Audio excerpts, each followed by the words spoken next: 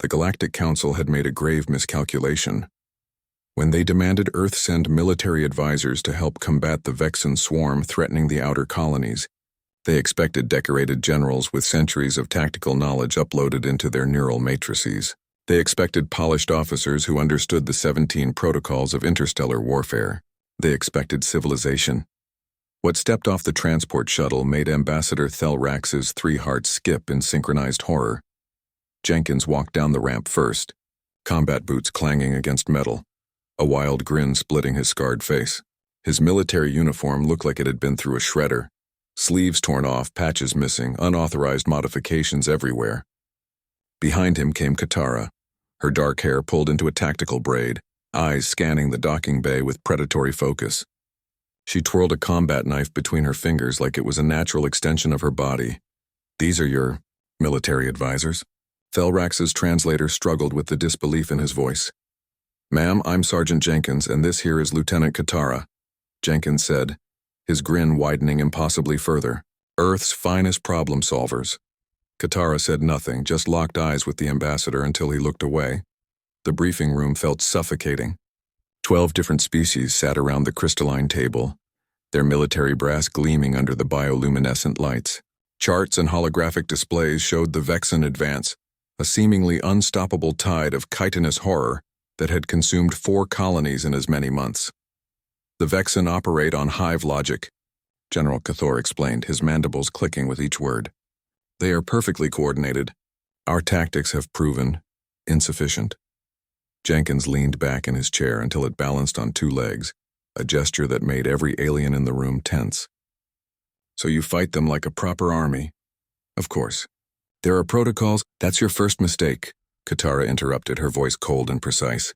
"You're trying to have a civilized war with something that doesn't understand civilization." Cathor's scales flushed purple with indignation. "We're not savages," Jenkins' laugh echoed off the walls. "Yeah, we noticed. That's why you're losing." The operation began 3 cycles later. The Vexen had established a foothold on mining colony, Theta 7. Standard procedure called for orbital bombardment followed by ground forces in sealed combat suits, maintaining formation and communication at all times. Jenkins and Katara had other plans. They dropped alone, their pods slamming into the colony's industrial sector like meteorites. No backup, no support units, no communications array. "Command, they're not responding to hails," a communications officer reported, his voice rising in panic. "Then track their life signs," Cathor ordered.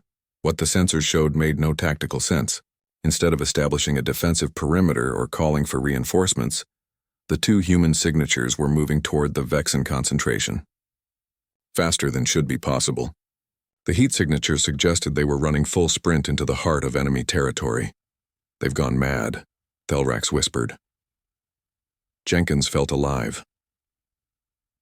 The first Vexen warrior rounded the corner, all 6 limbs ending in razor-sharp talons, its acid-dripping mandibles spread wide. Jenkins didn't take cover. He didn't calculate firing angles or assess threat levels.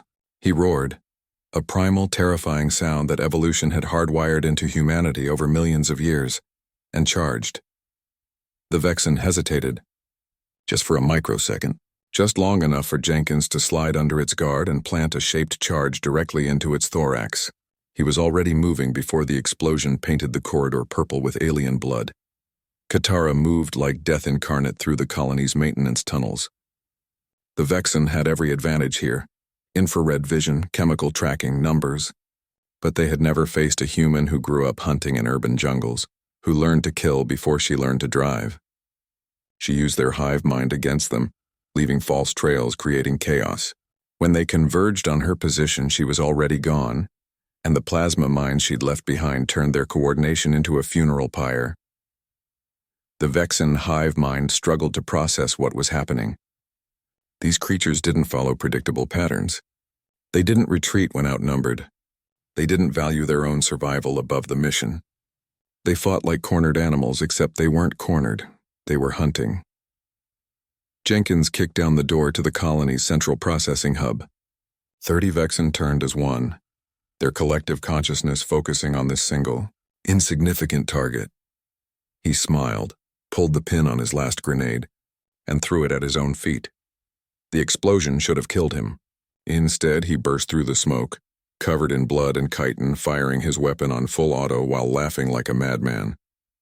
The Vexen had faced thousands of species, survived millions of years of evolution, but nothing had prepared them for humanity's particular brand of insanity. Katara appeared from the ventilation system above, dropping directly into the melee. Back to back with Jenkins, they became a whirlwind of violence.